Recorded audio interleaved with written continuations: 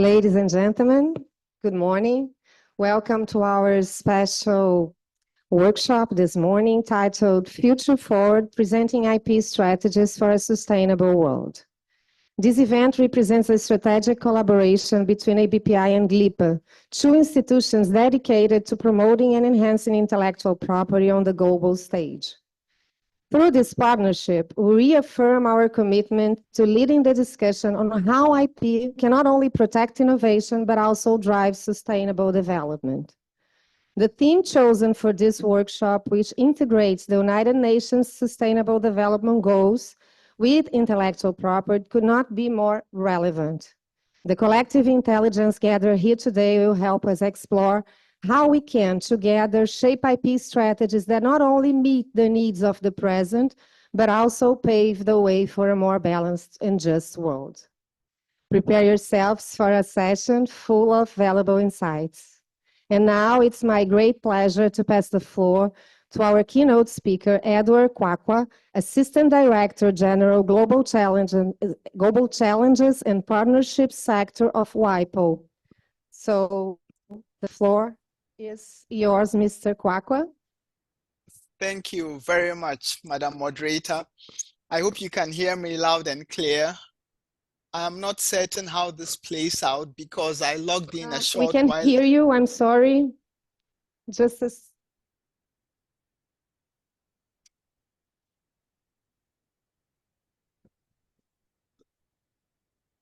Is it okay? Can you try again, Mr. Kwakwa? Okay, because I was saying I logged in onto my laptop, onto my computer, and the camera was not showing. So I'm now on my laptop where you can see me, but now it sounds like you can't hear me. Yes, we can. We are here now. Thank you so much for being with us this morning. Thank you. So it's a pleasure to be with you, distinguished executives, participants from the ABPI, as well as from GLIPA. It's an honor to be across the continent from you. I know it's early morning for you, but it's late afternoon for me here in Geneva. And I should like to congratulate the ABPI and GLIPA for choosing such an important topic. Pioneering IP strategies for a sustainable world.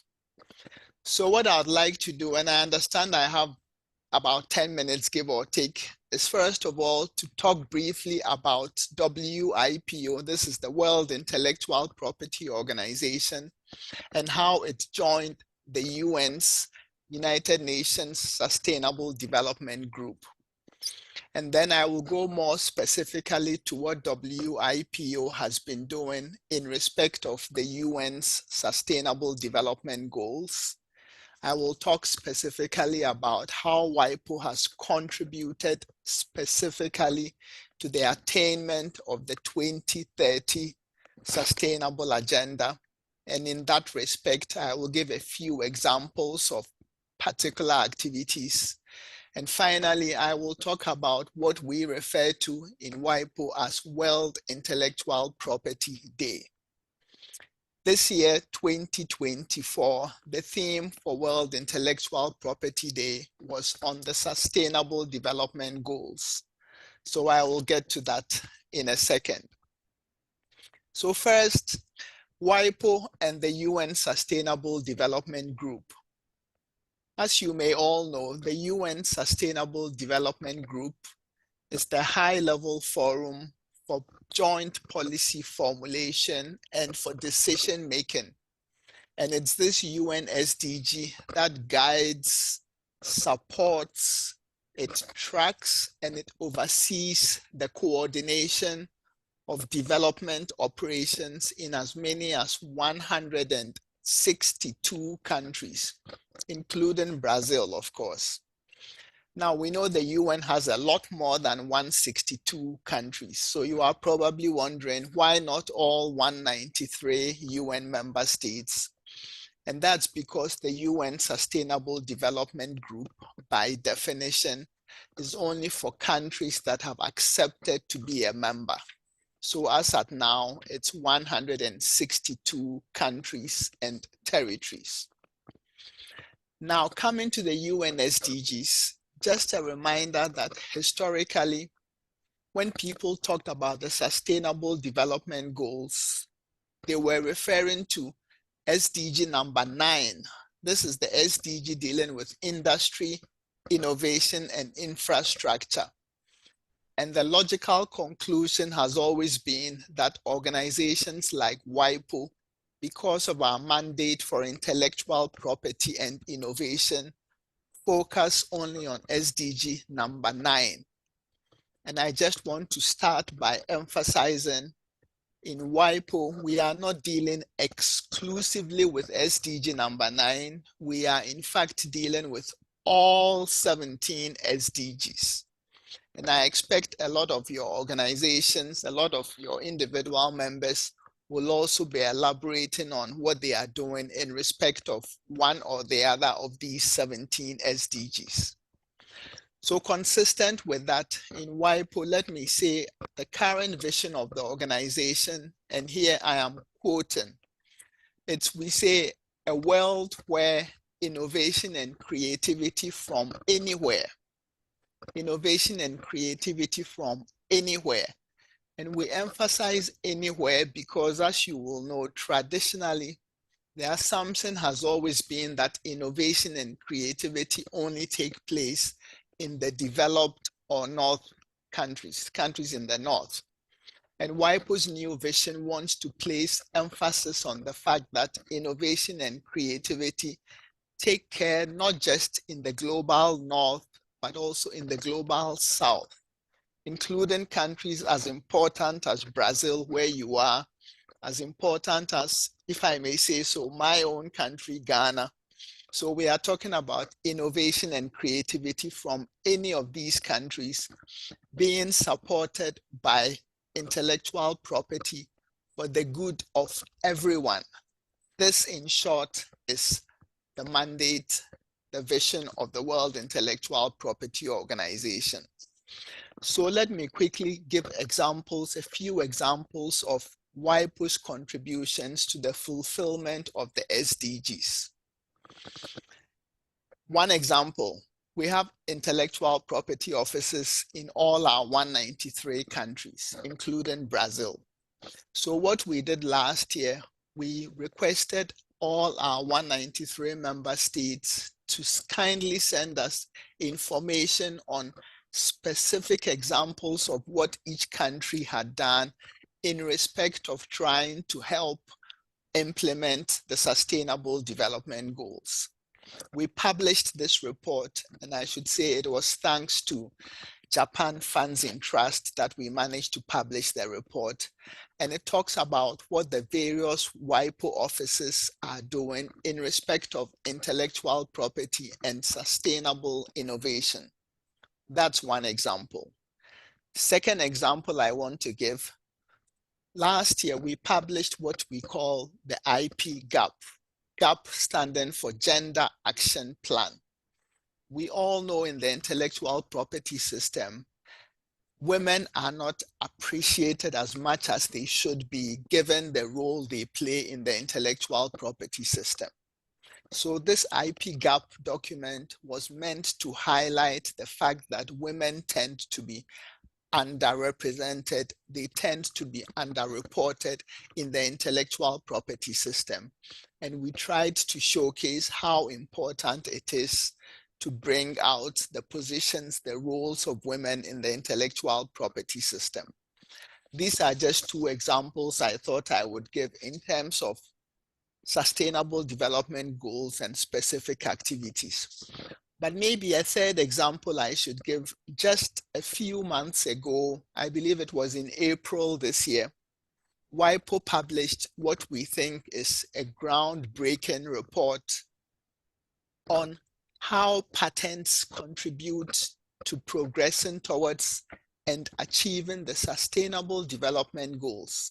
This is just patents, not any other type of IP, but patents.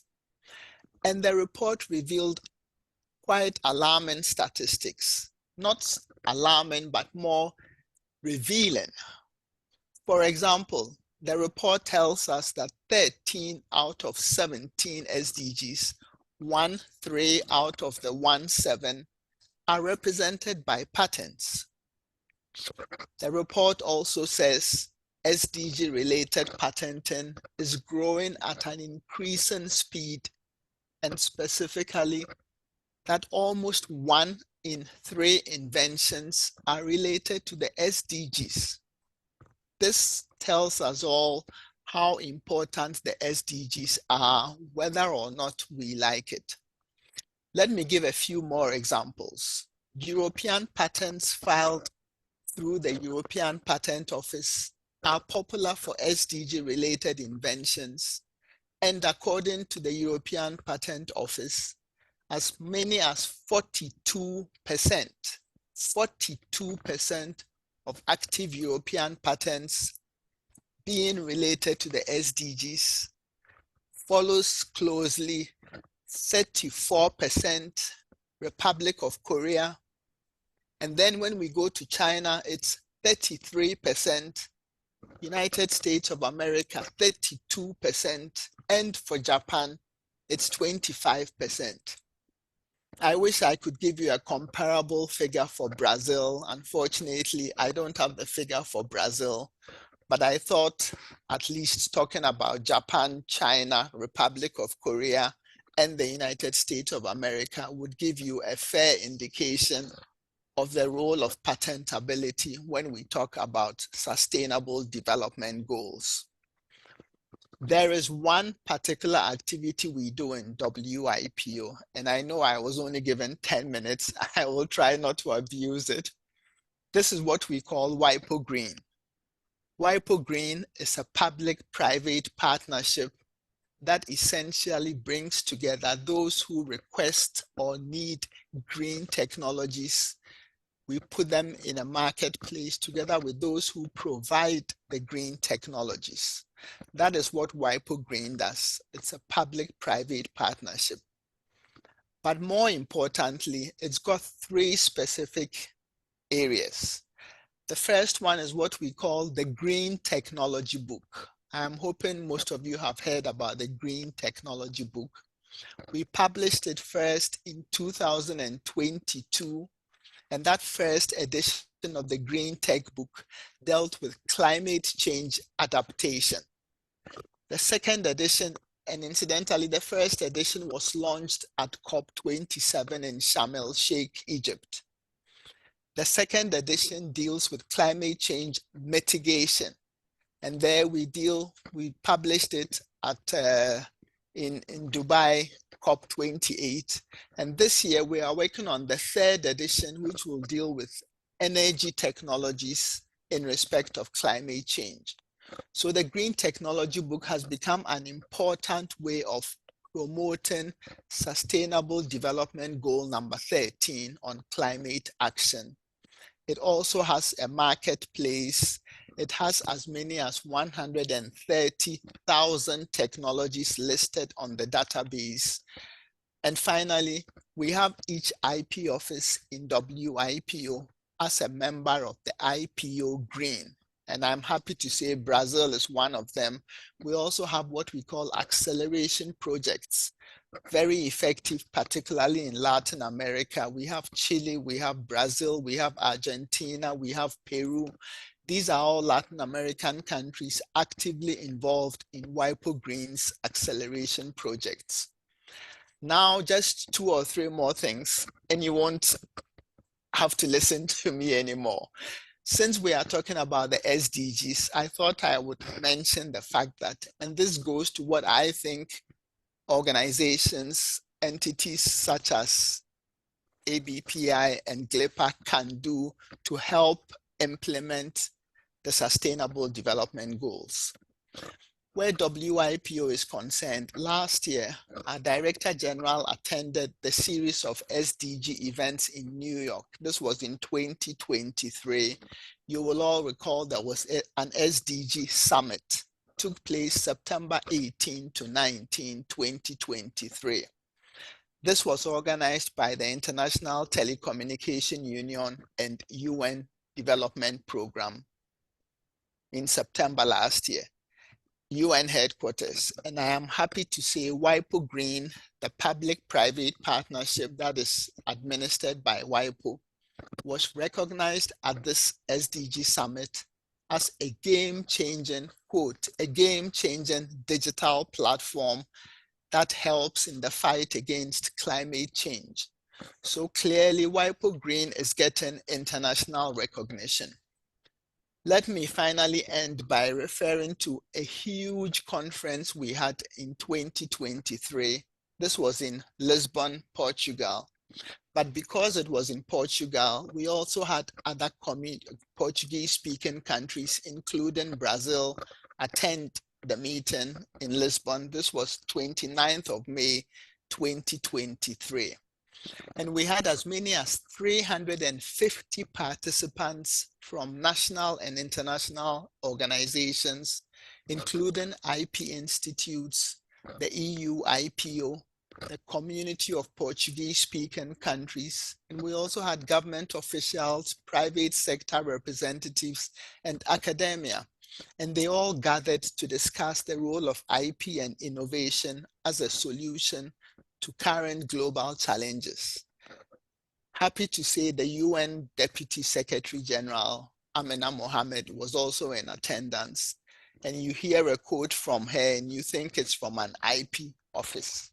She said, quote, "Innovation and industrial property, from design and legislation to trademarks and information, are key elements in our joint efforts to generate new ideas and solutions to accelerate progress across all the SDGs."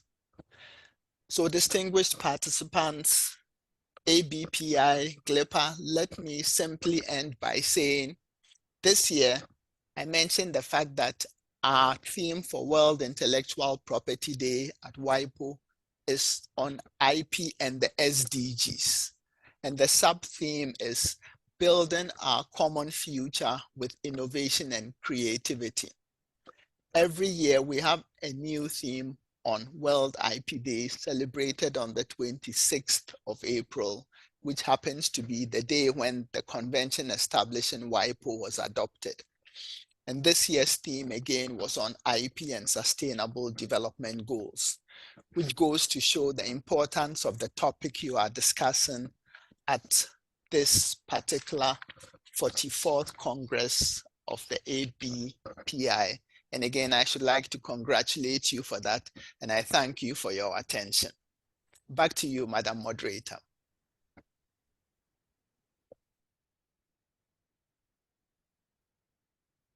Thank you so much, Mr. Kwakwa, for sharing with us our valuable information this morning on WIPO initiatives on the sustainable world. Thank you so much.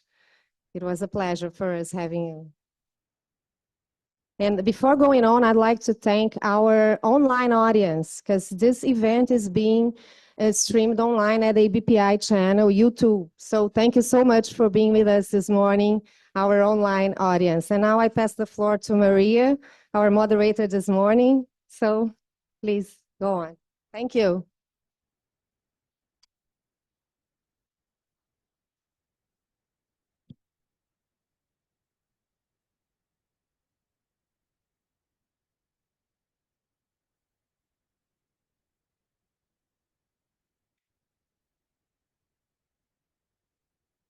Oh, yeah.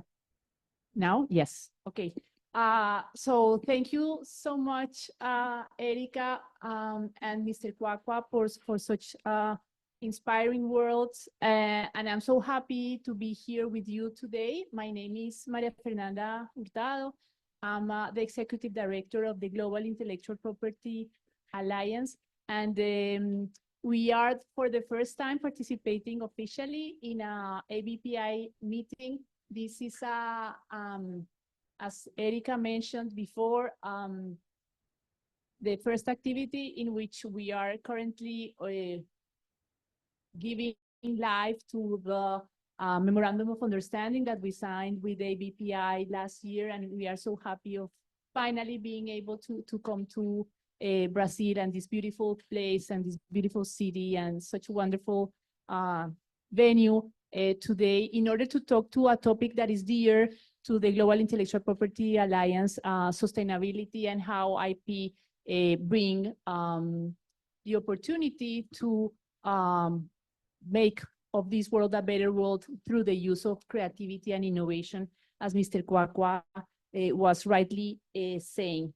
As you know, intellectual property could play a role in order to address the challenges that we have worldwide: poverty, hunger, mortality, climate change, natural preservation, the complex nature of the interface of artificial intelligence, the future of our work. And today we aim to encourage global collaboration to make a fair and efficient use of intellectual property system, valuing creativity and innovation. And in order to discuss this important topic, we thought with the ABPI team and the organizers of this event that it was a good thing to bring this topic together in order to discuss with people who are working in the field at a country and a regional level and at a global level, many amazing things for intellectual property that are also contributing to the sustainable agenda. In order to tackle all these challenges, we cannot do it on your own. We have to collaborate, and we need to bring and build bridges among the many organizations who are convinced that intellectual property is the way forward in order to bring prosperity for this world. So I'm happy to have this amazing group of people with me. I call it a dream sustainability team. And I'm going to introduce each of them very quick. Their resumes talk on their own. They are all experts in their field in intellectual property in each of their regions. So I'm not going to devote a big of time in order to introduce their resumes, but just to mention the role that they are playing in the organization and also the hats that they are wearing in their intellectual property organization. So here with me to my right, Mr. Gonzalo Rovira. Gonzalo is the Global Intellectual Property Alliance Vice Chair LATAM, and he's an executive committee member. He's also the IP director from Bayer Latin America, and he's my trip mate, a wonderful colleague, traveling around the world with me in order to spread the gospel of Intellectual Property Alliance, and a friend, amazingly a dear friend. And then to my far right, Mr. Martin Torres. He's a partner of Rigari Castro, Colombia, and also the representative of the Colombian Association of Intellectual Property, ACPI. Then we have Agustina Fernandez. She is the president of the Uruguayan Association of Intellectual Property Agents, AUDAPI, and also the partner at Fernandez Seco and Asociados, and she leads the litigation team. Then on my far right, Mrs. Agustina Fernandez, Mrs. Fernanda Magallanes. She's a partner of Casnar Leonardo's in Brazil, and a member of the Executive Council of the Association of Brazil Intellectual Property, the Brazilian Association of Intellectual Property, ABPI. Then, further to my right, it's Luana Muniz de Barros. She's the Brazilian representative of the International Association of Lawyers and currently partner of Montauri, Pimenta, and Machado, and Vieira de Mello. And finally, on the far right, it's Mr. Christian Barros. He's currently a partner in Sargent and Cran in Chile and president of the Chilean Association, ACHIPI. So now we are already ready to start our conversation. This is going to be an informal format. We are going to give you, the audience, time at the end of the conversation in order to make some questions. So if you have any questions during the presentations that my colleagues are going to make, please put it a little note and keep it, and because we're going to give good time at the end of the presentation in order for you to be able to talk with our dear panelists. And the first questions to all of you, and that's kind of to warm up our panel today, is what activities is your association, the one that you are representing, implementing to bring to life the Sustainable Development Goal agenda at a country, regional, and a global level? So we'll start by then giving the floor to Fernanda. Who has the presentation there? We can start with the presentation. You can show the slides. Yes. The next one, please. Fernanda, the floor is yours. Sure, thank you. Well, good morning. Thank you, Maria Fernanda and Lipa, for the invitation. Thank you. Obrigado. Deixa eu só ver aqui. Yes. Here we go. Got it. Well, it's a pleasure to be here today, speaking on behalf of ABPI with the great colleagues on this panel. My job here, I guess, is to bring you back first 60 years ago, more than 60 years ago, with the foundation of ABPI and the vision of those that founded the association. As Mr. Kwakwa mentioned earlier, innovation and intellectual property are hand to hand, and we cannot dissociate that one from the other. And when we think about the 17 SDGs, ABPI has always looked through the lenses of these 17 now formalized SDGs to push the agenda of the association. From the perspective of advocacy, and we're going to see that in a slide or two, but mostly around the education and the spreading of the best practices in our area, area of practice. So I'm going to share with you a few details on these projects, and we can hear about some of the colleagues' initiatives as well as we get along. But as I mentioned, so ABPI is many of you I'm sure know, it's a 60+ year association, and the focus of education and best practice has always been on the front line of the founding group of the association. Many of the initiatives that maybe not all of you know, and many of the association members don't know, completely match the purpose of the SDGs, and I'm mentioning here a few of them, such as I mentioned, the qualification and education initiatives.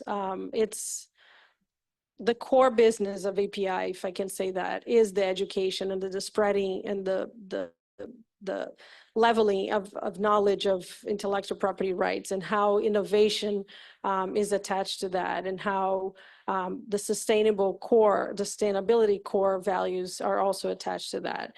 So to give a few examples and make it concrete, since Mr. Kwakwa already mentioned a number of these principles, ABPI has programs with NGOs that spread intellectual property best practice and knowledge in the community around Brazil.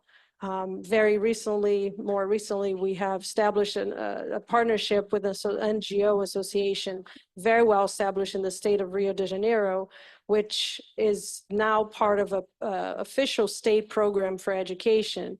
And we're able to support that entity by allowing them to use our facilities and to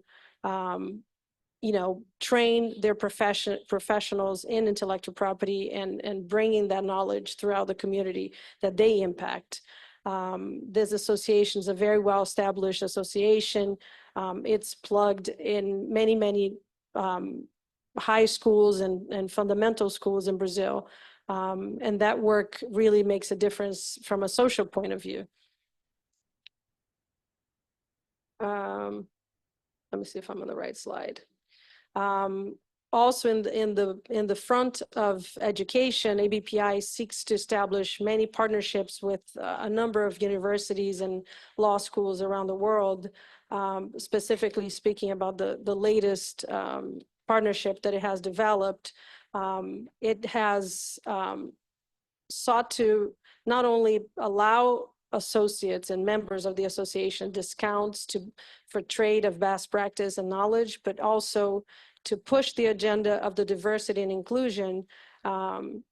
So members of the ABPI Association can leverage the benefit of schools all over the world, in this case in the United States. So students here, or students of these universities who qualify to the diversity and inclusion program may get better discounts even than the association members, original association members. Gender equality efforts. As I mentioned, since the beginning of its foundation, ABPI has always had the intentionality of pushing these efforts to be part of its everyday activities. So it's not just an inspiration or aspiration. It's something that the association really tries to apply on a daily basis and have the lenses of diversity and inclusion and many of the SDGs of the UN as a starting guide, if you will, of the initiatives that it implements. So gender equality is another effort that it tries to reinforce in the community by having from advocacy efforts to having representation in its events. The annual event is very much one that ABPI seeks to establish this equality and bring more diverse perspectives to the discussion. The establishment of the Diversity and Inclusion Committee was also another intentional initiative by ABPI to formalize the conversation and to frame its efforts towards more diversity and inclusion. The committee is a very important committee of ABPI. Every Congress, every annual meeting, we have a panel dedicated to themes around diversity and inclusion. And again, there's a big intentionality behind that. It's not just by casualty or by luck in any way. I think I already mentioned here the decent work and economic growth, as Mr. Kwakwa mentioned in the beginning, as an entity that pushes the agenda of intellectual property. It just inherits that innovation and the consequence of innovation is in the front of the discussion with the ABPI initiatives. By that I mean, the consequence of innovation, making sure that the ecosystem is stronger. We aim to strengthen and help the economic growth in Brazil and globally for that matter. Climate action measures. This Congress is a carbon-free, carbon zero Congress. And what I like to mention about this is that, again, it's not by chance, it's not by a playbook, it's very intentional on the part of the association that every initiative has the lenses or passes the lenses of whether we are contributing to the 17 SDGs, and this one being the highlight of the Congress, the annual meeting this year, or for the last several years. I think I already mentioned that. Oops, I'm sorry, spoiler. Sorry, didn't mean to. So I think in very short terms, I think the message that I'd like to leave in terms of ABPI and the experience is that perhaps, and we're going to hear here about the different levels and different momentum of each one of the association when it comes to this agenda and the goal of achieving this agenda. But I think the takeaway I would like to highlight is it's really intentionality and how by making sure that in every one of your initiatives you have these goals in mind, we have been able to make a difference, even if it's a long way to go. But I think we have been able to achieve on most of these initiatives, these goals. Thank you, Fernanda. Thank you so much. And then I'll pass the baton to Agustina. What can you tell us about what is ABPI doing in Uruguay on these matters? Thank you, Mafe. Thank you, everyone, for joining us. Of course, I'm from Uruguay, which is a smaller brother to Brazil. So I'm very impressed about everything that ABPI has been doing so far, and it's a great inspiration for us and for our work. So to start, I want to take a step back or forward in the slides. And share some fun facts that I realized while preparing for this presentation. And the first is that Uruguay holds some amazing rankings in terms of the environment and reducing carbon dioxide emissions, transitioning to a cleaner energy, and innovation for a future with less carbon. And as I was going through that, I came to the realization that one of the things that really has helped Uruguay attain those rankings is that the SDGs and Uruguay's development goals are really aligned in a large extent. And that has to do with the fact that our production is mostly agricultural proceeds, tourism, services, which is quite a clean energy. So I think going back to what Fernanda said, intentionality is a key point. And also a key point can be analyzing strategically to what extent your own goals match with sustainable development goals and start working from there. And I think that has been the core of Uruguay's road in developing with sustainable development goals. So we do have some interesting news in green hydrogen. There's a green hydrogen plant being built with HIF Global, which is a company from Chile. So thanks for that, Christian. And also, Uruguay has undergone a major transformation in all of the electric distribution system, which is 90% renewable. And when there's too windy, it's 100%. So when after this discovery, one has to think, okay, how does this play a role with IP? And I think there are some initiatives happening in Uruguay that really give us the opportunity to revise those development goals and try to sort of narrow it down to concrete things that we can do in terms of IP and our legal practice every day. So the first of that is that we have, since the last year, patent prosecution highway for patents and utility models that include green technologies or somehow help attain these sustainable development goals, especially in regards to the environment.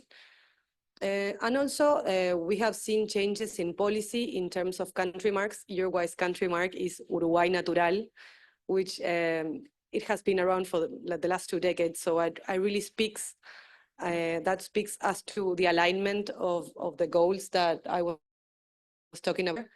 And now Uruguay Natural is revising their licensing structure.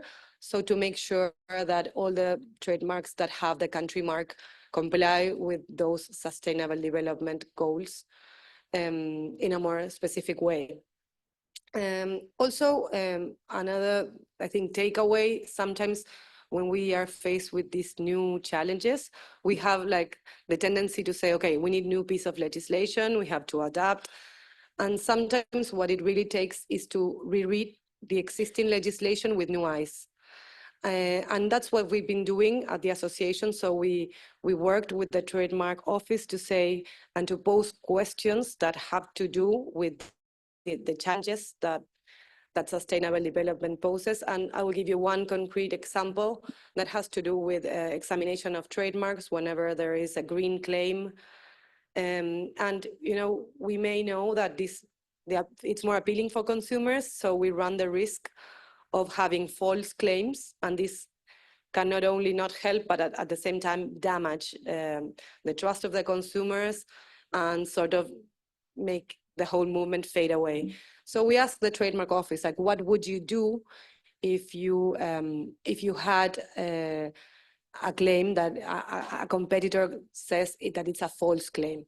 And the trademark office had like an internal meeting with all of their lawyers, and they came up with the conclusion that they would take that claim as under the unlawful competition provisions of the law.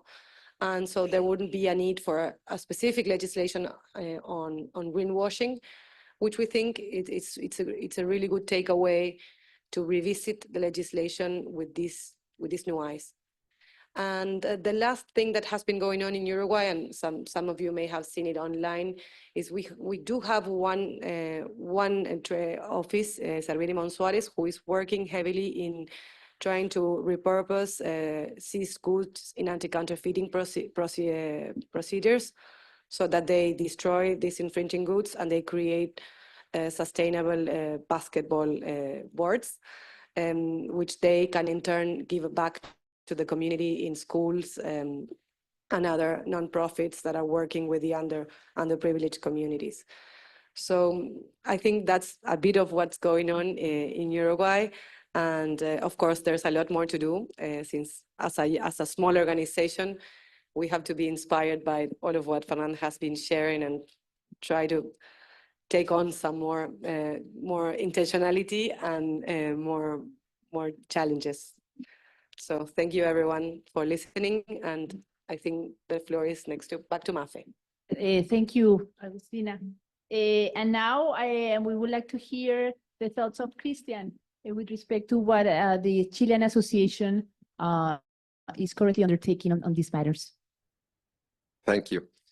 In the case of Chile, I wanted to speak about two different IP-related issues that we're working with. The first one is continuing also with what just Agustina was saying, and it's not on the slide yet, but it's a patent prosecution also for patents. Thank you. And in the case of Chile, we're a mining country. So a considerable part of our economy and our innovation is related to the mining industry. And in that sense, benefits of having, for example, a recognition of a technical advantage in a patent application has helped a lot the Chilean inventors and different companies, considering that bringing a solution, a technical advantage, a breakthrough on the ecological side will have a benefit in that they will have a patent at the end of the road. So on the second side, we've been working with the Chilean PTO office, INAPI, and they now have also a PPH program for anything related to green technology. Then on the second side is what you're seeing on the slide right now. And in the case of Chile, this is a bill in Congress. It's already approved by the lower house. It's now in the Senate. And it's essentially making the advertising more honest, that it's not just that you put a green logo and you don't really do anything ecological, but that if you're going to induce the consumers to believe that there is an ecological benefit or a sustainability related to your product or your service, you do have to comply with certain minimum requirements. And otherwise, you get sanctioned. And the sanctions they go from very heavy fines to even not being able to celebrate contracts with the government through public procurement.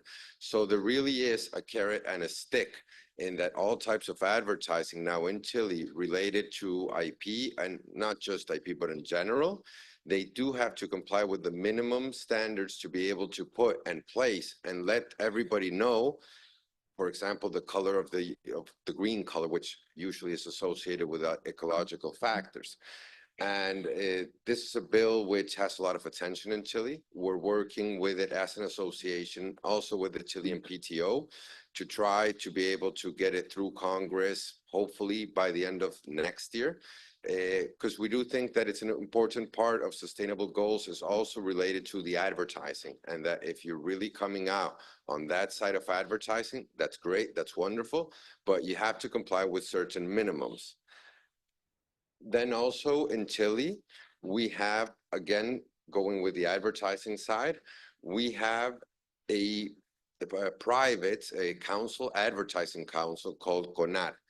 And we've been working with them so that they change their rules and include specific rules also related to environment, to sustainability, And every day there are more and more rulings in Chile by this organization, which essentially is how in Chile we work with the advertising side, that do relate specifically to certain minimums related to, if you're going to claim that your product is ecological, if you're going to claim that you're using less water in relation to, for example, the mining industry in a leaching process, which is part of heavy technology in Chile, or in the salmon industry in the south of Chile, which also has environmental issues, of course.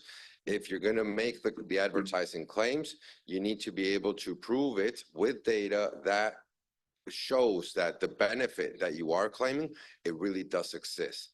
I think those are like the two largest projects, at least that through ACHIPI and the Chilean PTO office, they are working with. One of them is already implemented in the case of CONAT, the others in Congress. The PPH in patents is already implemented. That's the side that we're seeing, at least in Chile. We're just starting on many of these issues. We're farther behind than ABPI, but I do think it's something that, at least in the case of Chile, it's getting much more traction now. Thank you. Thank you so much, Christian. And now I would like to hear the thoughts of Luana Muniz, but first of all, telling everyone I didn't know, but today is the World Youth Day. And Luana, she's the representative of the International Association of Young Lawyers. So basically, a big congratulations to the whole membership of your organization. And the other thing is telling you that we met some folks from the International Association of Young Lawyers while we were participating for the first time as delegation as an observer delegation in the past WIPO assemblies. And it was such an amazing energy that we share with your folks there that led us to talk about diversity, to talk about sustainability. And now we are here in Rio talking with the Brazilian delegation. And so we are so happy of celebrating with you this special day. And please tell us a bit of your organization and the wonderful things that you are doing there. Thank you, Mafi, and I'll pass your regards, even though I'd like to think that I'm not that young, but yeah, I'm still part of the association. So, as Mafi said, I'm part of the International Association of Young Lawyers, which we call AIJA, because it's in French, the original name. And it's not an IP association, so it will be difficult to me to do all these connections that my colleagues have done before. But we are very much sustainable conscious. These are the values that we understand that we have. This picture here is actually in Rio. So last year, our annual conference was in Rio. It was very, very nice and very anticipated event. AIJA is mainly European, even though it's an international association, but it's doing its part to become more global. And this annual conference in Rio was a part of this. It was supposed to happen in 2020, and it was postponed during the pandemic. So this race here that occurs in every annual or half-year conference for human rights. So they gather money for that, and we do have a fund that help, for instance, attorneys that are being prosecuted in other countries because they defend human rights. They also provide aid for Ukrainian attorneys when they're trying to get asylum when the war broke down. So it's a very interesting committee inside AIJA. Here, I would like to think that we're half-half almost, which is quite nice because even though we can see a very nice mix in this audience, in an IP audience, this is not the case in every field of law. And right now we have 21 scientific commissions. So basically every part of the law is covered in AIJA. So it's very nice that we are able to achieve that, even though there are so many. So we have the AIJA Women Network, which is quite recently, it started with online 2020 with online conferences. And this year they had their first retreat. So it's getting larger by the time.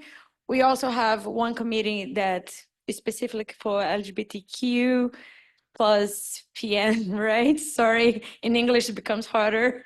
And now the core of this presentation is our sustainability office. So the sustainability office, it works with all organizing committees at this time. Either you're doing a seminar, you're proposing a venue, proposing a city to host an event. Just so you have an idea, we have around 22 events per year. We have 3 events together, everyone. It's the annual conference and the 2.5 years, and smaller seminars like the IP seminar that this year is going to be in Malaga. So when we have the IP seminar, only the IP commission usually attends and something like that. So what our sustainability office has done, they came up with sustainability grid. What they did is they got all SDGs and they have questions that you have to answer when you're proposing a place or even a hotel.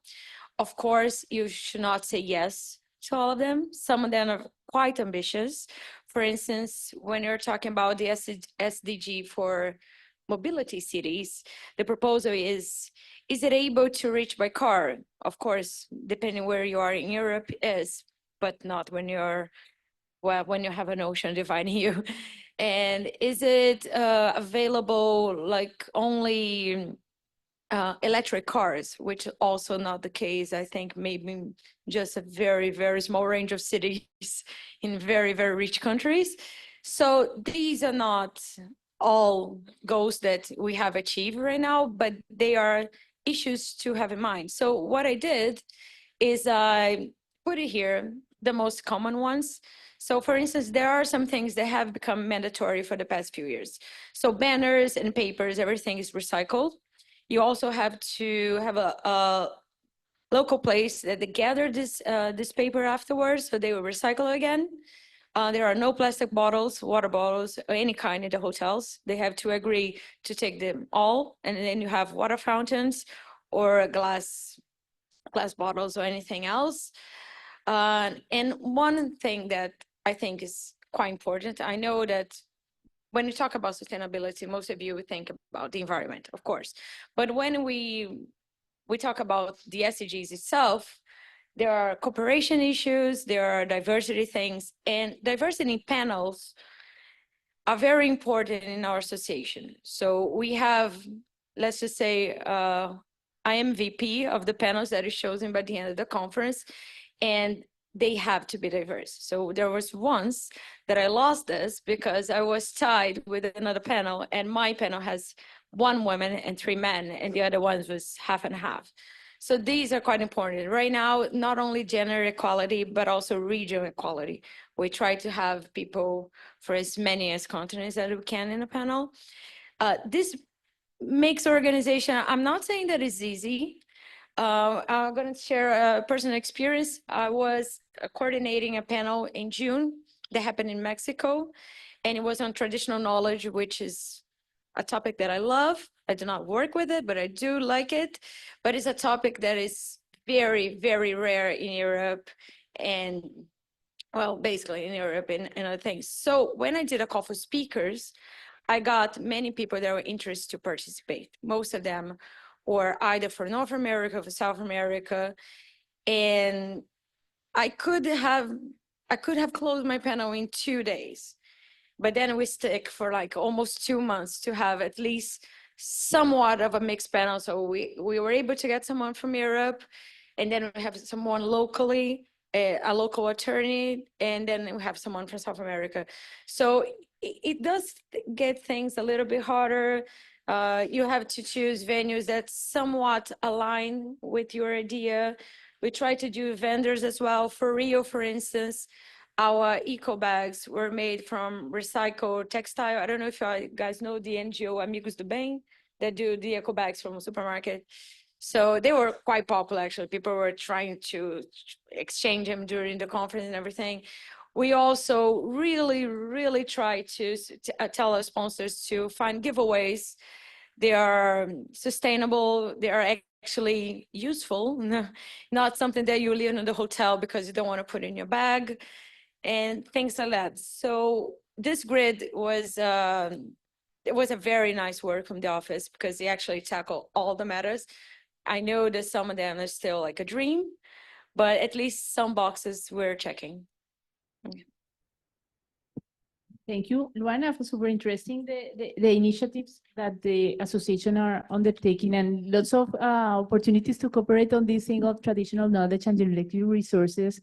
The WIPO people are just willing to have all the associations working with them, because now that the treaty has been approved, the task of the WIPO team is to spread the word of what the treaty brings. No, what are the opportunities there, the challenges, because the treaty will need the signature of countries, but then once it's signed or ratified by countries, then lots of things need to happen at a local level in order to bring capacity building to judges, to IP officers, to the communities, and to people, because with a lack of knowledge, then it's kind of scary what could somebody can understand from what is happening there.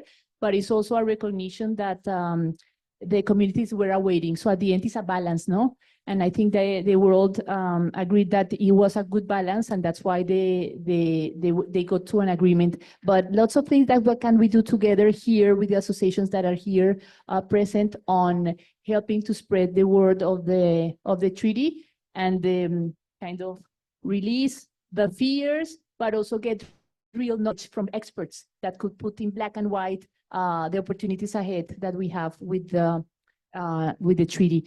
And then I will give the floor to Martin from the Colombia Association of Intellectual Property, ACPI, representing Colombia. So Martin, tell us a bit about what the association is doing in Colombia now. Gracias, María Fernanda. Inicialmente, esta va a ser una intervención atípica porque la voy a hacer en español, por lo cual agradezco a la organización permitírmelo, y no tuve el juicio de mis colegas en hacer ninguna presentación, entonces prometo que va a ser muy corto y concisa con los puntos que vamos a tratar. En la ACPI, Asociación Colombiana de la Propiedad Intelectual, nos hemos enfocado básicamente en trabajar en dos aspectos para lograr el cumplimiento de esos objetivos de desarrollo sostenible. ¿Y por qué en dos aspectos? Porque Colombia, como la mayoría de ustedes lo saben, es un país de una complejidad social extrema, realmente por las condiciones en las cuales se desarrolla el país, se desarrolla la economía y se desarrolla la propiedad intelectual.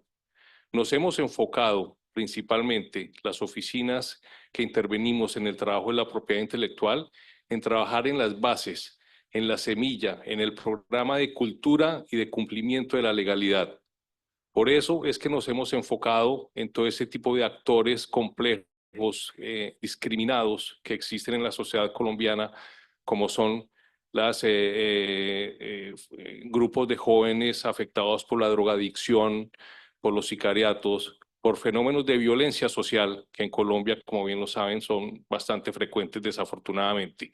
Pero hemos encontrado unos nidos riquísimos, unos jóvenes con unos proyectos, unos emprendimientos absolutamente maravillosos, alucinantes, y nos hemos encargado en la ACPI de proteger esos derechos de estas personas, para que ellos se sientan representados y se sientan protegidos legalmente por la normatividad que ampara a Colombia a la propiedad intelectual. Les puedo traer muchos ejemplos, pero me voy a centrar solo en uno, una fundación que se llama Tiempo Compartido, Juego Compartido. Jóvenes, niños afectados por la drogadicción, pero que desde pequeños se han enfocado en desarrollar sus marcas, sus obras literarias. Todo esto lo hemos reunido para nosotros protegerlo en la ACPI, ofrecerle nuestros servicios. ¿Y cómo los ofrecemos? Nos hemos enfocado básicamente trabajo pro bono y trabajo de protección a los derechos en coordinación con las autoridades locales y nacionales. Entonces, esto nos ha abierto un panorama absolutamente maravilloso, trabajar con estos grupos de jóvenes, de personas discriminadas que realmente encuentran o han encontrado en la ACPI un foco de protección a sus derechos. Esta comunidad que les comento de tiempo compartido y juego compartido es hoy por hoy una de las principales fundaciones que editan sus libros, editan sus recuentos, sus experiencias personales, y son obras protegidas por la propiedad intelectual. Tienen también sus marcas, amparan muchos productos, desde artículos deportivos, ropa, alimentos. Entonces, tenemos el orgullo en la ABPI de decir que hemos podido proteger a este grupo discriminado y jóvenes de extrema pobreza en Colombia. Entonces, espero me hayan podido entender el mensaje a aquellas personas que no entienden mucho el español, pero la idea que les quiero dejar es que en Colombia siempre estamos trabajando, y principalmente en la ABPI, por la protección de estos derechos. El otro foco en el que nos hemos centrado son los parques tecnológicos. Medellín, por ejemplo, una ciudad también que ha sido, como todos ustedes probablemente lo sepan, afectada en años anteriores por fenómenos de violencia, de narcotráfico, de sicariato. Hoy día es la ciudad latinoamericana con mayor desarrollo tecnológico. ¿Y cómo lo ha logrado? Con los parques precisamente tecnológicos de innovación, de investigación, de producción. También los estamos amparando, los estamos protegiendo, y hay legislaciones especiales en Colombia para apoyar este tipo de iniciativas y de emprendimientos. Entonces, dejo esos dos ejemplos extremos, si se quieren, pero que hablan muy bien de la propiedad intelectual en Colombia, de la ABPI y de las autoridades que estamos tratando de proteger esos derechos para que las personas se sientan seguras y representadas en la protección de estos. Muchas gracias. Gracias, Martín, y te entendimos súper bien, no hablaste tan rápido, así que... y bueno, finalmente le doy la palabra a mi colega de... ¿Cómo se llama eso? GLIPA. No, claro, de GLIPA, pero mi compañero de aventuras de GLIPA, porque esta organización sí que tiene muchas aventuras a propósito del camino que estamos recorriendo, trabajando en pro de la propiedad intelectual. Gonzalo, cuéntanos un poco desde tu visión cómo está trabajando GLIPA en este tema de la sostenibilidad.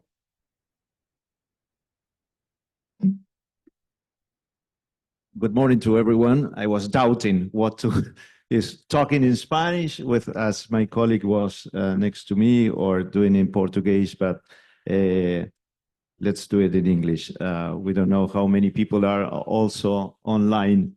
So first of all, thank you very much, ABPI. This is a wonderful opportunity. This is such an amazing event, as always, ABPI Congress meetings. A great meeting to have all of our colleagues. I will say that this is important because I will say that it's one of the most important events that in Latin America we have. That this is a great opportunity that all of our IP colleagues, people from the public sector, people who work in different associations, NGOs, practitioners, we have an opportunity to meet each other and have discussions, wonderful and productive, thoughts on how we can contribute on IP. Because this is the essence, what we have over here. And this is, I would say, that is a unified principle that we all have over here within these days. And this is how we can contribute to have an IP system, how we know that IP stays in the world, how we make sure that those inventors, creators, have the opportunity to have a value on their own creations, and that we have an ecosystem by the government also to provide good laws that promotes the investment to do this and bring good things to society. So GLIPA just is a very young association. Is almost turning into 2 years in October. It was born in 2022. And up to now, we have 360 members around the world. We have divided, the geographies in North America, Latin America, we have Europe, we have Asia, and we have Africa. So we have 5 regions, and I am leading the LATAM region. So far, I'm very proud because most of you that are over here are members of GLIPA, and those who are not yet, I will try that you understand a little bit more about GLIPA and welcome, to become members. As a caveat, no member fee. So this is totally gratuitously. But this is a common sense in terms why we are in GLIPA.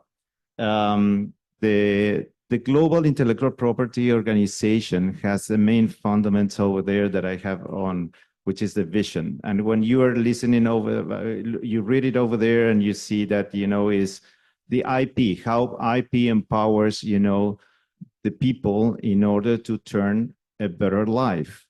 And when we are looking to our mission, I would say that this is very strictly linked, to the fundamental pillars that we have, which is, IP awareness, education, collaboration, and inclusivity for getting the prosperity of the world. Our main focus areas, that this was something that the first time when I listened on GLIPA, I said, this is really makes sense, is about these, I would say, three pillars, but then we realized that it was originally shown as pillars, but clearly has, a connection between, and we put this circle as a new design, because it's concentrated first on the IP awareness and education. So this is strictly given to the world the opportunity on educative initiatives in order to make people, society, knowing about IP. Second one is really important, which is IP collaboration ecosystem, where this main focus is on public-private, academic, and by the end, reaching out to society. So this is a way of turning on how you reach into making sure that on the IP aspects, challenges, opportunities, we have, an ecosystem that is, between all of these sectors in society, that, by the way, are key leaders of opinion. And the third one is related, to the IP inclusion and diversity. And this is, I will say, it is a concept that sometimes, is a broad concept. And many times what we are really focused is just about the gender. And this is going a little bit far on just a gender perspective. We realize that there is a lot of communities that with a very low income, very low resources, they are making creations, they're making valuable things on their own minds, but those creations never came up to a practice because they do not have the knowledge, they do not have, these resources, they do not have people that could help in order to make an advance. By the end, if those communities that they had been creating something and makes value, by the end, through IP, will help them, to get a better income, prosperous in their life. So this is a way that I want to show you, because sometimes when we are having in our mind, the inclusion and diversity is just that we are focusing on gender, but this is quite a little bit going through further. On this, I would like to concentrate on the topics that we have on this workshop, and it's basically, I will go with 3 examples that I want to share with you. The first one is related, to how we put, this gender equality SDG an agenda from the UN. And I would like to share with you, I'm very proud because some of the colleagues has been involved in these projects, is basically an initiative that started in LATAM. So this is GLIPA LATAM, in collaboration with a think tank in Mexico, which is CAINO, that we wanted to understand, which is the women participation in the IP ecosystem. So in terms of knowing which is the participation of the women, what we had been doing is, doing a work and specifically on the patent area in Brazil, Chile, Colombia, and Mexico. And what we had been doing is mapping how has been the participation of women on patents and how many patents has been, filed and essentially, getting the access to a protection to that invention. I would say that is getting a picture on which is the reality that we have on this matter on IP and patent and women inventorship. And proud to share that has been recently published this report, this study at the WIPO magazine, the last WIPO magazine that recently has been published. So I will be happy, to share, but you can get in and Google, you can have access to that. The other one that I would like to share with you is in terms of, we know that through the partnerships, and this is the 16 SDG goal, we know that there is many of us actually that we are sitting over here, participate in several associations, several NGOs related on IP. And what we find out is that we all are working in some way, sharing the same, colleagues, but on the other hand, we are working on an isolated way. We are having our own targets. We have, different perspectives, and then we realize that maybe if we can show everyone on what we are doing, we will reach out, to the target that we want. And through this is the collaboration and the partnership. As an examples of these, through GLIPA, what we had been doing is establishing several MOUs and actually implementing this with very nice projects with the USPTO, with WIPO, with the ABPI, ACPI, API in Argentina, NGOs or startups initiatives such as Trampoline Networks, which is a platform of, putting together universities and inventors. We have in the United States with the Henry Ford Invention Conventions and the Invention Initiative. So these are quite some of the examples that we have been starting working together. And I will say that this is, put it on practice, what we have and identified on several projects that we know that through the partnerships, we can reach out to that. Another one that I would like to mention is, the dialogues initiatives, which is actually very fruitful as a clear example is what's going on here in this convention. But we had been, recently having one in Geneva as part of the assemblies. By the way, I would like to share that we're very happy that last year in November, WIPO accepted GLIPO to become an observer. So this is really important, for GLIPO to be able to sit in at the WIPO assemblies and have the opportunity, to listen and to, make proposals on certain topics that we have on IP worldwide.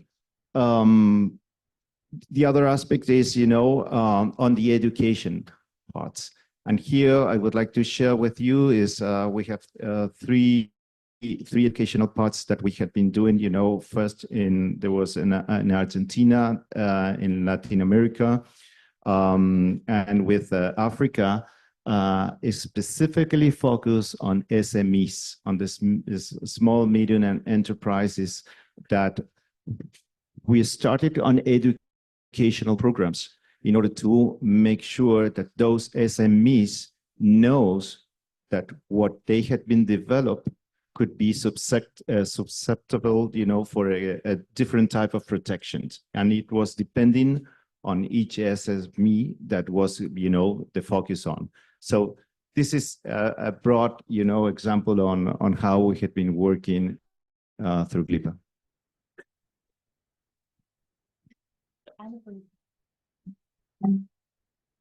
Thank you, Gonzalo. And well, now my second round of questions. And please feel free to jump. No, I'm not going to point you out to any of you specifically. But I had my notes, so I would like to make just some thoughts and questions with respect to some of your remarks, but because I think that they are quite valuable. You were saying, Fernanda, that it's super important to be intentional, no? But in order to be intentional, you need to realize the purpose, no? And realizing the purpose, you need to bring together people that share your vision and your mission in order to achieve the goal. But that's not really easy sometimes. And there are partners of partners. So what are the challenges there? We see all ABPI like a role model in LATAM. It's such a nice, it's not because I'm here, but you feel it, it's the feeling, the Brazilian flair, the rhythm.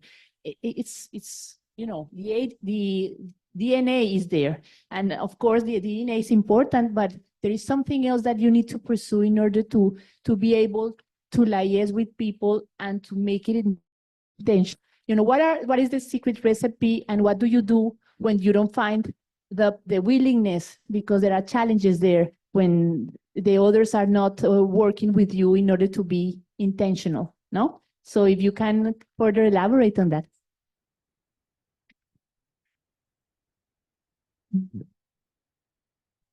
Thank you. I guess the first thing to answer your last question, I think the intentionality comes from not giving up. So it's a commitment, even more than intentionality. And I actually forgot to mention in the beginning that ABPI has incorporated these commitments into its bylaws. So I think that's a very powerful, all lawyers, right? We'd like to have that formalized. I think that's a very powerful tool to make sure that on a long term, everybody's committed to that same vision. So I think that also answers your question, that it's a vision, it's a commitment, it brings intentionality to all the actions. And if it's attached to the end purpose of the association, I think it really helps to make sure that we don't lose sight of what we're trying to do. And I think in terms of challenges, if I can get to your first point, I think the challenges is mainly, this equation doesn't get round if you don't have public policies behind these projects. So in terms of education, for instance, as we mentioned, the NGO that we support, that is the essence of public policy. So we try to influence or contribute to that reality. But if there is no public policy, really political policy and policy altogether, it's definitely a challenge. We'll make a difference, but just in a very small scale. So I think the challenge is public policy. And very interesting to hear Agustina mention the matching of the vision of the country that Uruguay has, and how that matches the sustainability agenda. So thank you, Fernanda. And now asking to Gonzalo some of the things that he didn't say, but I would like to point out is that Gonzalo represents a big corporation. We all know the corporation that he's representing and has a world presence worldwide. Why a corporation is joining such an effort like this ABPI meeting, and why you are also joining the Global Intellectual Property Alliance? What is the why for Bayer in doing so? Mafe, is I would say this is incredible in terms of the commitment that Bayer Group has on sustainable goals, and I have to tell you, the first one, when GLIPA has been presented in front of the Bayer Group, immediately we say, this is perfectly joining in terms of the commitments that we have for a sustainable and reach out, to the SDG goals. The first one, I would say that I will concentrate on three aspects over here in terms of the SDGs. The first one is in terms of partnerships, as we had been indicated, and this is part of reaching out to society on these three main fundamental pillars in terms of IP awareness, education, collaboration ecosystem, and inclusion and diversity. And I have to tell you, I mean, the concrete example is my active involvement in GLIPA and the way of leading the LATAM Alliance and all of the involvement that we are having, from a worldwide perspective, because it's the global IP Alliance. So this is touching us as a global corporation that we have business all around the world. This clearly fits in many of the places that we are doing our business.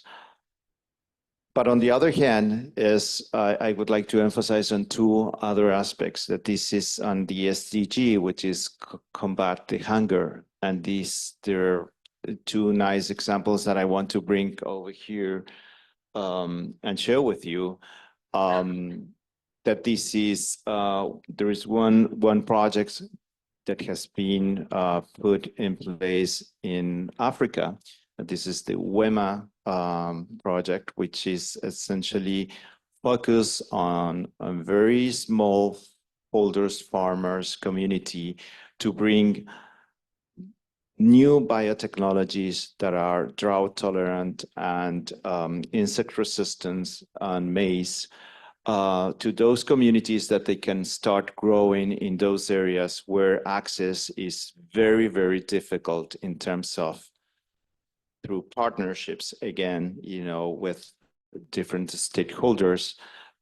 We had been providing these biotechnologies for free for these small holders farmers, to improve their productivity, improve in their own lives, and by the end, joining with these main aspects, that how we can contribute to combat this hunger in the production of crops, and by the end, for the sustainability of these communities and get income.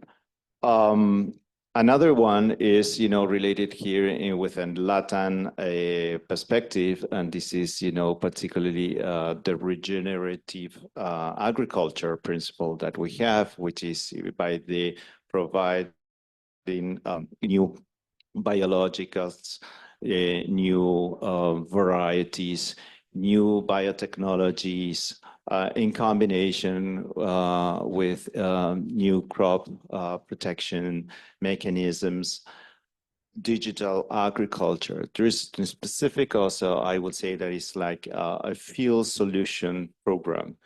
And this is helping in main sustainable practices in agriculture that does not depend on, how to use the soil, the known tillage, or use the cover crops in terms of getting, covering of the soil, but also in terms of the Carbono program, as another example, which is very active here in Brazil, where clearly contributes, to pull the Carbono out and then storage in the soil. And through this program, there is a collaboration that we are having with thousands of farmers in Brazil. And by the end, there is companies that are paying, a surplus on the commodity of those grains that are harvested with a very sustainable practice. And there is a tracking part over here. So what I want to link over here is in terms of how IP is contributing, with these SDGs. There is creations, there are innovations that are over there, I'm putting in order to reach out to any of these different SDGs that we are touching on this conversation today. And just wanted, to share these two aspects. Thank you so much. And I think my last question for Joanna, Christian, Martin, and Agustina is all your organizations are doing amazing job with your local constituencies, no? On collaboration, capacity building, reaching out. But at the end, there is a common thread that is trust, yes? If you don't build trust, there's nothing, no? And how to build trust if you don't sit together and you don't listen to the other one? This what we are doing here, it's opening the doors, no? Okay, the audience can ask us, okay, what is the next of this?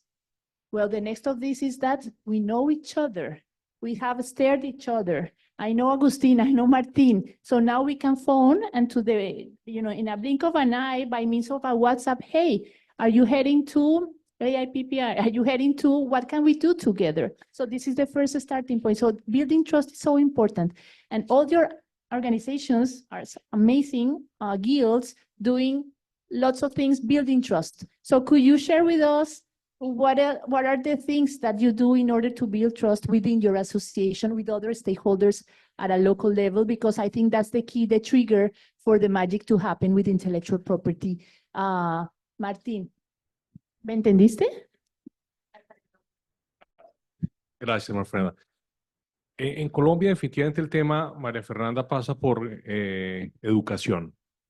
Educación desde las bases, para que desde el pequeño empresario inculcarle la importancia que tiene la propiedad industrial, la propiedad intelectual en su marca, en su creación, en sus derechos, que sepa que cuenta con esa protección legal.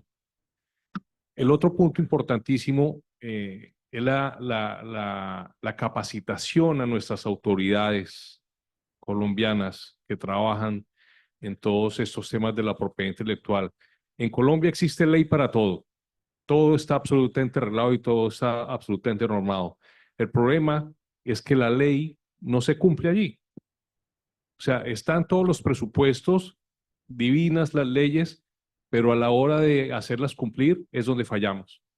¿Y por qué fallamos? Puede ser por falta de conocimiento de las autoridades, porque sencillamente existe o no existe mejor el tema, el principio de la cultura de la legalidad. Siempre va a haber un atajo para hacer todo más fácil y eso no puede ser así. El tema, todos tenemos que cumplir la ley, para eso está la ley, para cumplirla, y las autoridades definitivamente es un tema de capacitación, de entrenamiento, y en eso déjame decirte, María Fernanda Gonzalo, que hemos encontrado en GLIPA un interlocutor absolutamente válido para entrar en contacto con nuestras autoridades, explicarles el tema, porque en muchas ocasiones es falta de conocimiento, tan sencillo como eso. Entonces es decirles, aquí hay una ley, hay una normativa, te soluciona este punto, te soluciona este problema. El tema es capacitación, conocimiento, capacitación y educación. Es muy fácil decirlo, pero llevarlo a la práctica es muy complejo, sin duda, pero pues siempre guardamos la esperanza de poderlo hacer y de la mano de GLIPA a propósito. Gracias, Cristian. ¿Y quién me quedó? Acá estás, Agustín. Thank you, Mafe. I think while I was preparing for this and after hearing all of what you've said, there's a lot of room for opportunity in Uruguay, and I think we sometimes have the same problem. Is Uruguay so tight and so small, so we have excessive familiarity and we know what everyone's doing. You know, Juan has a pro bono program, I do educational programs, and sometimes we lack, the time to sit together and try to build something greater than us. So my takeaway from this panel is definitely that. And also, I think the same happens with the authorities. Like, we all talk very openly with our trademark office because we are very few. And sometimes we don't take that extra moment to say, okay, let's do this intentional. Let's build something that would that would be greater than all of us. And I think one concrete example that I'm taking away from here is the patent prosecution highway that we do have since the last year.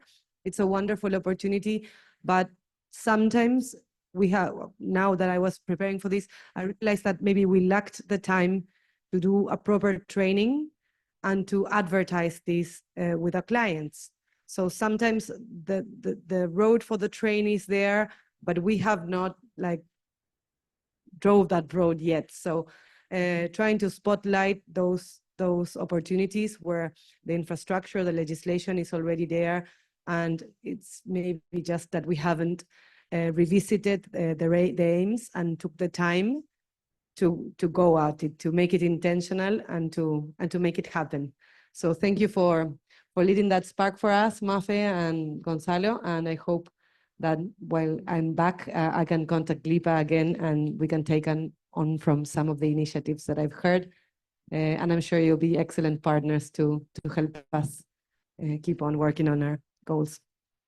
Thank you so much, Luana. So first, just to like to excuse Lisa, she had to leave.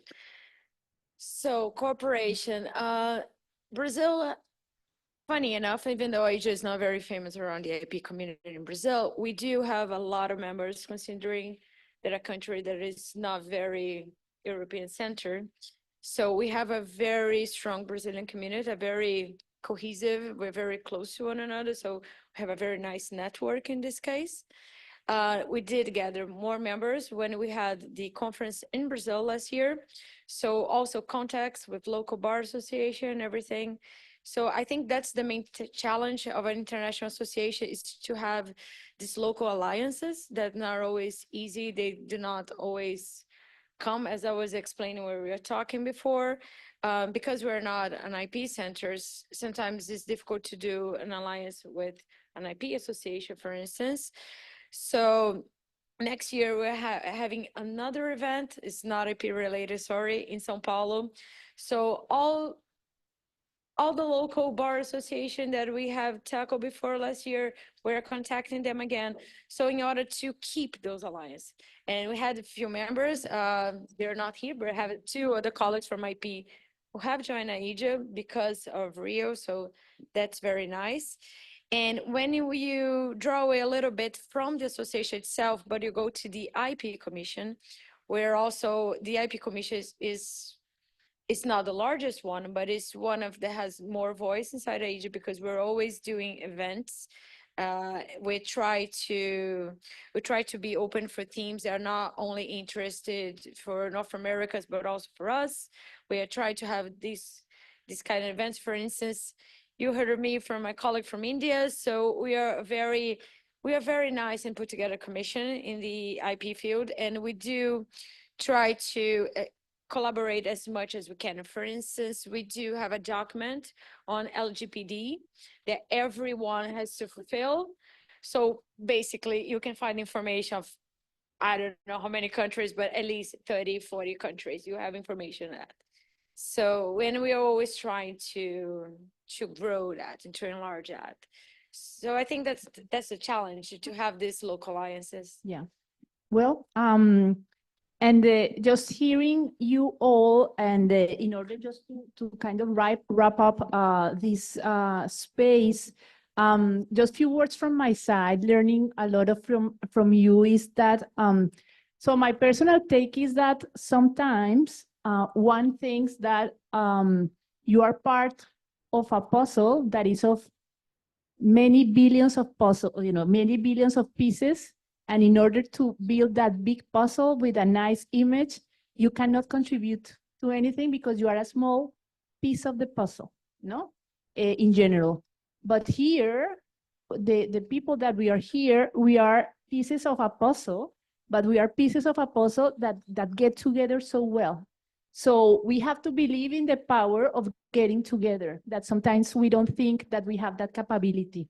So my first message to listen to you and also to the audience is that it doesn't matter if you are not yet an active member of an organization, but certainly you have ideas and you have the capability of moving things forward, and specifically to bring back all the knowledge that you have in order to make things happening at a local level. And the contribution of each of us as little pieces of the puzzle, and when we get together, the magic starts to happen. No, so that's kind of the first message. The other message is that collaboration is key. Collaboration could be called like a token word because we have to collaborate. This is a world, but at the end, intellectual property is crossing the future of our world, the future of our families, the future of our planet. And we all here love intellectual property, breathe intellectual property. So it's just a matter of dreaming bigger and getting to know each other a bit better and be able to dialogue more in order to kind of move forward interesting projects. And for you to know, in the realm of the intellectual property activities that specifically GLIPA is undertaking at a global level, I'm very proud to say that the Latin American region is the region that has so far more engagement, more commitment. And why? Because we are passionate people, you know, because we look to the other eyes, because our hearts beat, because we share rhythms. So there's such a wonderful thing that we have because we are blessed of being in this region. So we have to make the most of it. And with that, you know, I just thank you, all of you, to be here with us. It has been an amazing experience, lots of interesting projects that we can undertake with all of you in the coming rest of the year. And for all of you, thank you so much, because we were a bit afraid with Erika. We said one day with Erika at the beginning, because we had some challenges organizing this event, that we were not sure if we're going to have good audience. So we are so blessed of having you all here. And I'm going to give the floor to Leonardo from the ABPI in order for him to close and give our closing remarks. Thank you, Maria.